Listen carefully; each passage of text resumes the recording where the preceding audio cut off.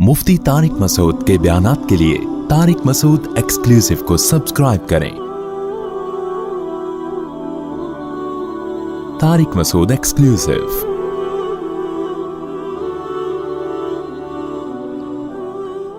आपने पिछले जुमे में कहा था मैं पहले खुद को स्टेबल करने का हदफ बनाओ, फिर बाद में माँ बाप को हज करवाना। अगर ऐसा करेंगे तो इस साल हज का सीज़न चला जाएगा, तो चला जाए भाई। एक साहब ने मुझसे पूछा कि मेरे पास पैसे नहीं है, तो मैं हदफ एक विजन बना रहा हूँ कि माँ बाप को हज कराऊँ। उनको मैंने कहा था आप गलत चीज़ को विजन बना रहे हो। आप विजन बनाओ कि मैं पहले स्टेबल हो जाऊँ, मैं पैसा कमा लूँ। तो उसके तरीके, जब पैसा आएगा तो फिर आपने देखना है कि अब आने के बाद क्या क्या करना है। अब क्योंकि अगर आपने हज को विजन बनाया और आपके पास पैसा आया और आपने हज में खर्च कर दिया, तो हो सकता है उससे ज्यादा जरूरी चीजें रह जाएं। कल आप लोगों के सामने भीख मांग रहे हो, हज तो हाजी तो हो गए आप, तो पहले तो एक स्टेबल तो हो जाओ ना। गरीब आदमी पे हज थोड़ी फर्ज है। अब गरीब आदमी प्लानिंग कर रहा हो हज की, तो प्लानिंग में पहले ये देखना है कि अल अहम फल अहम, हज है हर एक पे फर्ज। अगर हर एक पे फर्ज होता ना फिर आप बनाते, या जिन पे फर्ज हो गया वो तो जरूर प्लानिंग करें हज की, लेकिन जिन पे हज फर्ज ही नहीं है। हमारे एक जानने वाले हैं, गरीब आदमी है, मुझे पता है, बेचारे की थोड़ी सी तनख्वाह है और अभी उसकी उम्र है आगे तरक्की करने की। उसने इतने साल पैसे जमा करके ना उम्रे के पैसे जमा किए, बहुत अच्छा जज्बा था उसका। मैंने कहा देखो आप अभी एक गरीब आदमी हो और आपकी अभी शादी होगी, आपके आगे औलाद होगी, इतनी मुश्किल से आपने ये पैसा जमा किया। उम्रा करना यकीनन बहुत बड़ी इबादत है, लेकिन जितनी गुंजाइश है उस हिसाब से आप प्लानिंग करो ना। आप तहज्जुद में कुछ फोकस कर लो, आप कुछ सदका खैरात कर लो। उम्रा तो मालदार लोगों का काम है। तो आपकी, मुझे पता था उस बेचारे की महदूद आमदन है। मैंने कहा आपको अल्लाह नियत हो गई ना, सवाब दे देगा। ये पैसे किसी कारोबार में लगा दो फिलहाल। आप जब पैसा आएंगे तो हज भी होते रहेंगे, उम्रे भी होते रहेंगे इंशाल्लाह। और जो है वो सरोजा लगा लो तबलीग में, ताकि दीन पे कायम रहने की तौफीक मिले। तो उम्रा करने से मैं नहीं रोक रहा आपको, लेकिन मैं रोक रहा हूं ऐसी चीज से। देखो इसकी मिसाल ऐसे, जैसे नबी की खिदमत में एक सहाबी आए सारा माल लेके कि सारा सदका है। आपने मना किया कि सारा सदका मत करो। अब इश्काल हुआ लोगों को, अबू बकर का तो सारा माल कबूल कर लिया। भाई अबू बकर का जो तवक्कुल है वो लेवल और है, और हर एक का लेवल तवक्कुल का अबू बकर जैसा नहीं होता। तो हमारे नबी ने सहाबा को सारा माल सदका करने का हुक्म नहीं दिया, फरमाया अपने घर वालों के लिए रखो, कल मसाइल आ सकते हैं, लोगों के सामने हाथ फैलाने पड़ेंगे। तो अब आपकी अर्निंग बहुत थोड़ी सी थी, आपने इतने पैसे जमा करके उम्रे पे खर्च कर लिए सारे। उसके बाद कल आपके पास हालात ऐसे आ गए, आप लोगों से भीख मांगते फिर रहे हो, तो उम्रा फर्ज तो नहीं है ना। तो इसलिए मैंने उनको मना किया। अब कोई हो सकता है कोई मेरी वो बात को सुन के बोले यार मुफ्ती साहब उम्रे से रोक रहे हैं लोगों को। उम्रे से नहीं रोक रहे, हमें पता है इस बेचारे की अभी कम उम्री है, ये जज्बा इसका अच्छा है, लेकिन इसमें वो फिकी बसीरत नहीं है। कल इसके हालात, कल माँ बाप इतने ताने देते हैं आज आपके पास पैसे नहीं है, तो माँ बाप की आंखों का तारा भी वही है। तहज्जुद में दुआएं भी उस बच्चे के लिए होंगी जो पैसे कमा के ला रहा हो। तो फर्ज होता ना फिर तो करना ही करना है। जब फर्ज नहीं है तो नवाफिल पे वो पैसा खर्च करे जिसके पास इजाफी पैसा हो, फिर वो करे। फिर आप हज जब फर्ज हो जाए तो हज तो करना ही करना है।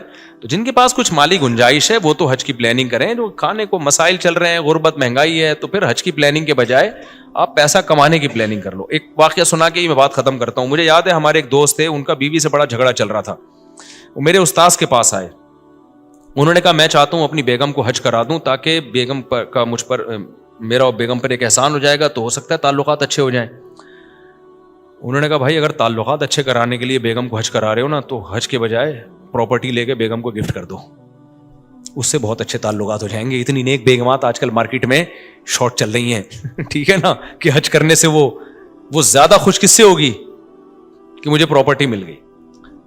हाँ, इतनी महंगी प्रॉपर्टी के बेगम के पास जाने का, बेगम पे हज फर्ज हो जाए तो वो तो फिर एक अलग बात है ना। फिर तो वो बेगम को वाजिब हो जाएगा कि बेच के हज करे वो, यानी उससे थोड़ी सस्ती हो। तो मैं बैठा था, मैंने कहा इसका हज का अच्छा विजन था, लेकिन कितने बड़े बुजुर्ग उसको रोक किससे रहेंगे? तुम्हारा मकसद क्या है? ताल्लुकात अच्छे कराना ना। तो बेगम को हज करा के आजकल इतने अच्छे वो होते हैं, लेकिन बहुत नेक बेगमें होनी चाहिए उसके लिए। वरना आजकल बेगम कहती है हमें गोल्ड बना के दे दो, हमें कोई प्रॉपर्टी लेके दे दो, तो ताल्लुकात अच्छे इससे होंगे। और जब एकदम अच्छे ताल्लुकात हो जाएंगे ना, फिर हज पे जाओगे तो वहां भी आपके साथ अच्छा गुजारा होगा। अभी फड्डे वैसे ही चल रहे हैं, हज पे ले गया ना तो ये ताल्लुकात, हज पे तो ताल्लुकात इतनी टेंशन होती है और ताल्लुकात खराब होने का खतरा होता है।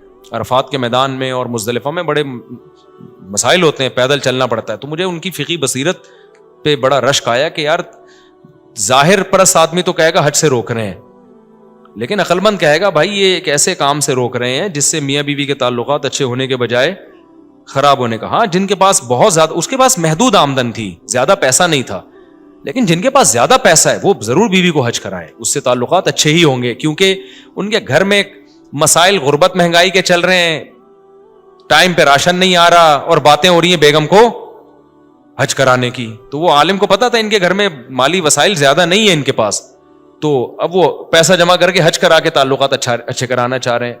تو ظاہر ہے وہ تو جب دوبارہ حج کے بعد آئیں گے, جب ٹماٹر کے پیسے نہیں ہوں گے سارے تو آپ نے حج پہ لگا دیے, بھنڈی کے پیسے نہیں ہوں گے تو اور لڑائیاں ہوں گی. بیگم کہے گی حج گیا ایک طرف, بھائی مجھے کھلا بھائی تو اس لیے جو محدود آمدن جن لوگوں کی ہے تو وہ ایسی پلاننگ نہ کریں, وہ پہلے آمدن بڑھائیں, جب آمدن آ جائے گی تو پھر اس میں کہیں کہ یار سب سے پہلے کس کو فوکس کرنا ہے, حج کو, اللہ کے گھر کی زیارت کو. میرے ساتھ اللہ کا کتنا بڑا احسان ہے, میری اب دنیا میں ٹریولنگ شروع ہوئی, میں نے اللہ سے دعا مانگی اللہ سب سے پہلا بیرون ملک سفر میرا بیت اللہ کا ہو.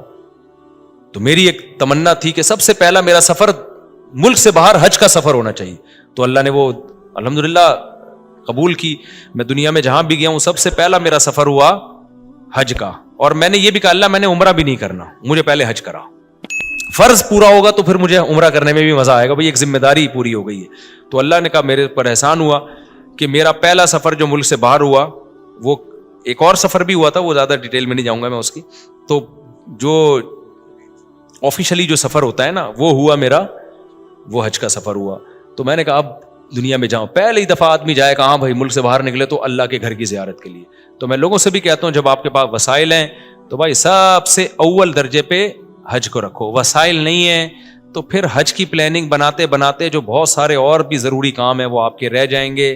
حج کر کے آ جاؤ گے اتنا پیسہ اکٹھا کر کے, اس کے بعد پھر وہی ماں باپ بولیں گے بیٹا اب ہماری بیماری کے پیسے ہیں نہیں تیرے پاس, ہمیں علاج کرانے تو سر تو نے حج پہ لگا دی. اور حج میں بھی بعض دفعہ بیمار ہو جاتا ہے انسان, بوڑھے لوگ تو بہت زیادہ بیمار ہونے کا خطرہ ہوتا ہے. پرچی دیتے ہیں مجھ سے پوچھتے ہیں, اس لیے میں نے آج ان کا ذرا ڈیٹیل میں جواب دے دیا ہے کہ آپ پیسہ کمانے کی پلاننگ کر لیں اور اس میں یہ نیت کریں کہ جب پیسہ آئے گا تو پھر میں حج کروں گا بھی, کراؤں گا بھی, عمرے بھی کروں گا, زکوٰۃ صدقات بھی دوں گا, خیرات بھی کروں گا. آنے دیں, آنے سے پہلے دکان پکوڑوں کی اور باتیں کروڑوں کی, اچھی نہیں لگتی ہیں باتیں.